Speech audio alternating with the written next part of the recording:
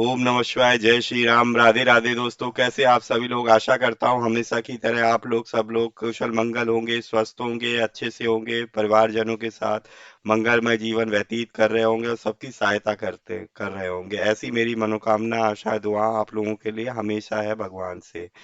तो मैं अंकित आप सभी लोगों का आपके चैनल में हार्दिक अभिनंदन करता हूँ, वंदन करता हूँ। तो आज फिर से आपके सामने प्रस्तुत हूँ।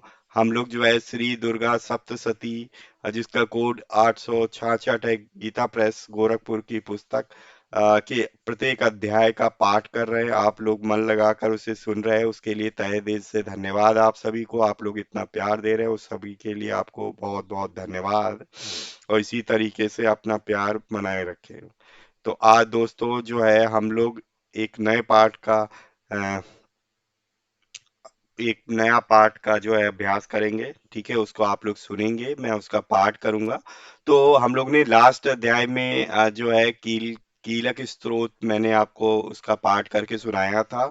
अब कीलक स्तोत्र के बाद, पढ़ने के बाद हमको जो है राक्ति सूक्त का पाठ करना चाहिए। ठीक है, तो चलिए हम लोग जो है गणेश जी का आवाहन करते हुए राक्ति सूक्त नामक पाठ का हम लोग जो है पाठ करेंगे, जो कि कीलक के बाद पढ़ना इसको अनिवार्य बताया गया है। उचित रहता है कि अगर आप इसको पढ़ें, तो ये आपको पूरी तरीके से एडवाइस है कि कीलक के बाद आपको राक्ति सूक्त का पाठ करना चाहिए। ठीक है, तो सर्वप्रथम हम लोग का प्रथम पूज्य श्री गणेश जी का आवाहन करेंगे, देन हम लोग स्टार्ट करेंगे। तो जय श्री गणेशाय नमः। वक्रतुंड महाकाय सूर्यकोटि समप्रभा निर्विघ्नं कुरु मे देव सर्व कार्येषु सर्वदा। जय श्री गणपति बप्पा मोरया। तो आ, श्री कीलक स्तोत्र के अनंतर राक्ति सूत्र का पाठ करना उचित है। पाठ के आरंभ में रात्रि सूक्त और अंत में देवी सूक्त के पाठ की विधि है। मारीच कल्प का वचन है, राक्ति सूक्तम पठेदादो मध्ये सप्तशती स्तवम प्रान्ते तु पठनीयम वै देवी सूक्तमिति क्रमः। राक्ति सूक्त के बाद विनियोग, न्याय और न्यास और ध्यान पूर्वक निर्वाण मंत्र का जप करके सप्तशती पाठ का पाठ आरंभ करना चाहिए। पाठ के अंत में पुनः विधि पूर्वक निर्वाण मंत्र का जाप करके देवी सूक्त का तथा तीनों रहस्यों का पाठ करना उचित है। कोई कोई निर्वाण जप के बाद रात्रि सूक्त का पाठ बतलाते हैं तथा अंत में भी देवी सूक्त के बाद निर्वाण जप का औचित्य प्रतिपादन करते हैं, किंतु यह ठीक नहीं है। चिदंबर संहिता में कहा गया, मध्य निर्वाण पुटितम कृत्वा स्तोत्रम सदाम भयसेत, अर्थात सप्तशती का पाठ बीच में हो और आदि अंत में निर्वाण जप से उसे संपुटित कर दिया जाए।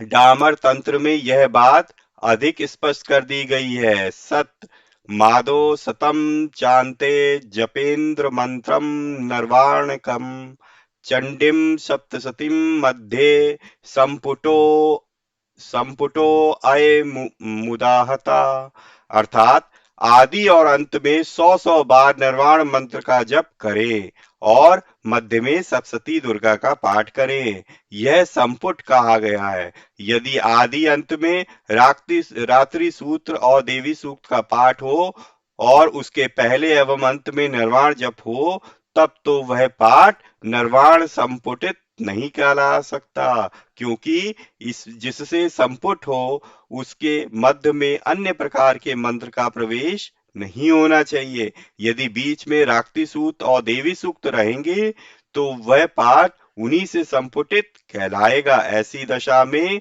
डामर तंत्र आदि के वचनों से स्पष्ट ही विरोध होगा। अतः पहले रात्रि सूक्त, फिर निर्वाण जप और फिर न्यास पूर्वक सप्तशती पाठ और फिर विधिवत निर्वाण जप, फिर क्रमशः देवी सूक्त एवं रहस्य त्रय का पाठ, यही क्रम ठीक है। राक्ति सूक्त भी दो प्रकार के हैं, वैदिक और तांत्रिक। वैदिक रात्रि सूत्र ऋग्वेद की 8 ऋचाएं हैं और तांत्रिक तो दुर्गा सप्तशती के प्रथमाध्याय में ही है। यहाँ दोनों दिए गए हैं। रात्रि देवता के प्रतिपादक सूक्त को रात्रि सूक्त कहते हैं। यह रात्रि देवी दो प्रकार की है, एक जीवरात्रि और दूसरी ईश्वर रात्रि। जीवरात्रि वही है जिसमें प्रतिदिन जगत के साधारण जीवों का व्यवहार लुप्त होता है।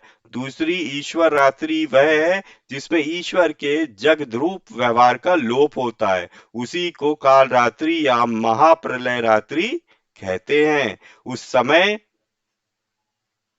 केवल ब्रह्म और उनकी माया शक्ति, जिसे अव्यक्त प्रकृति कहते, शेष रहती है। इसकी अधिष्ठात्री देवी भुवनेश्वरी है। रात्रि सूक्त से उन्हीं का स्तवन होता है। चलिए फिर वेदोक्त रात्रि सूक्त देखते हैं। पहले ओम रात्रि इत्यादि 8 ऋचाओं वाले सूक्त के कुशिक सौभर रात्रि अथवा भारद्वाज ऋषि हैं। रात्रि देवता है, गायत्री छंद है। देवी महात्म्य के पाठ में इसका विनियोग किया जाता है।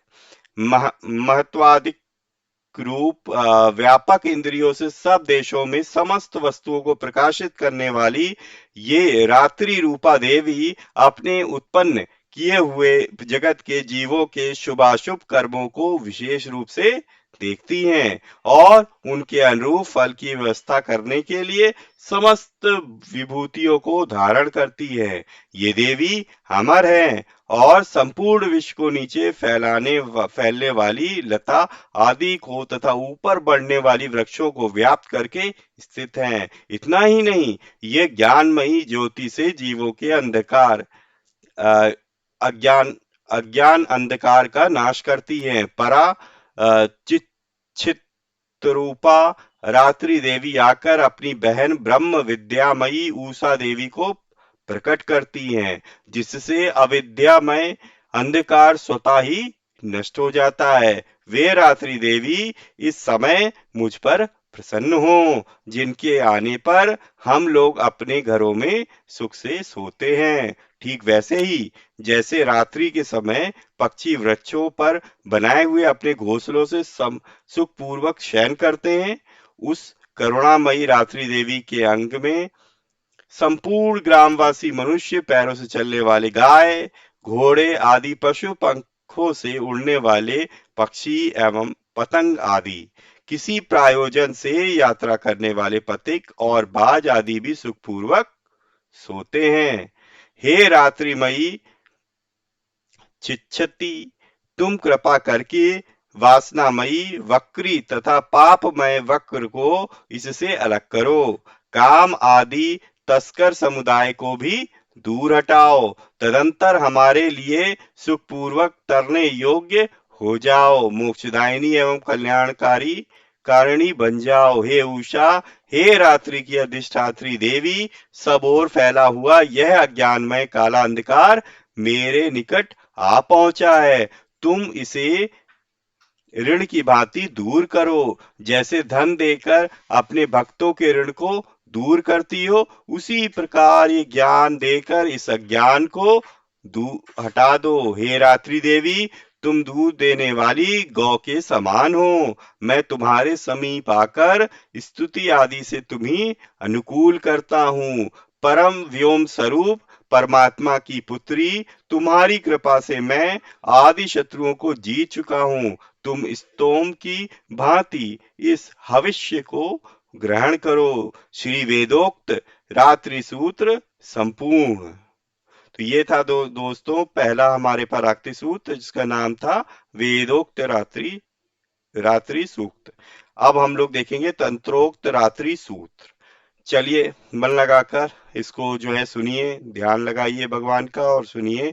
जो इस विश्व की अधीश्वरी, जगत को धारण करने वाली, संसार का पालन और संहार करने वाली तथा तेज स्वरूप भगवान विष्णु की अनुपम शक्ति है, उन्हीं भगवती निद्रा देवी की भगवान ब्रह्मा स्तुति करने लगे। ब्रह्मा जी ने कहा, हे देवी, तुम ही स्वाहा, तुम ही स्वधा और तुम ही वसटकार हो। स्वर भी तुम्हारे ही स्वरूप है।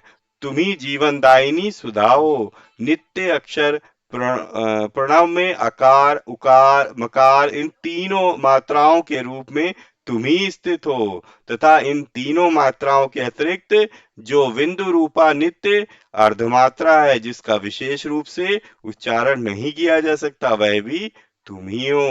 हे देवी, तुम ही संध्या, सावित्री तथा परम जननी हो।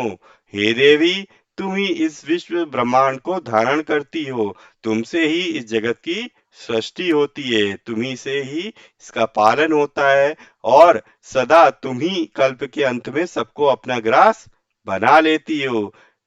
हे जगन्मयी देवी, इस जगत की उत्पत्ति के समय तुम षष्ठी रूपा हो, पालन काल में स्थिति रूपा, और कल्पांत के समय संहार रूप धारण करने वाली हो। तुम ही महाविद्या, महामाया, महामेधा, महास्मृति, महामोह रूपा, महादेवी और महासुरी हो।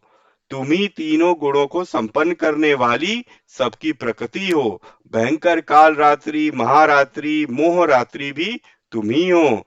तुम ही श्री, तुम ही ईश्वरी, तुम ही हिम, और तुम ही बोध स्वरूपा बुद्धि हो। लज्जा, पुष्टि, तुष्टि, शांति और क्षमा भी तुम ही हो। तुम खड्ग धारणी, शूल धारणी, घोर रूपा तथा गदा, चक्र, शंख और धनुष धारणी भी करने वाली हो। बाण, भिशुंडी और परिघ ये तुम्हारे ही अस्त्र हैं। तुम सौम्य और सौम्यतर हो। इतना ही नहीं, जितने भी सौम्य एवं सुंदर पदार्थ हैं, उन सब की अपेक्षा तुम अत्यधिक सुंदरी हो। पर और अपर सबसे परे रहने वाली परमेश्वरी भी तुम ही हो। हे सर्व स्वरूपे देवी, कहीं भी सत असत रूप जो कुछ वस्तुएं हैं, उन सब की जो शक्ति है, वह भी तुम ही हो। ऐसी अवस्था में तुम्हारी स्तुति क्या हो सकती है?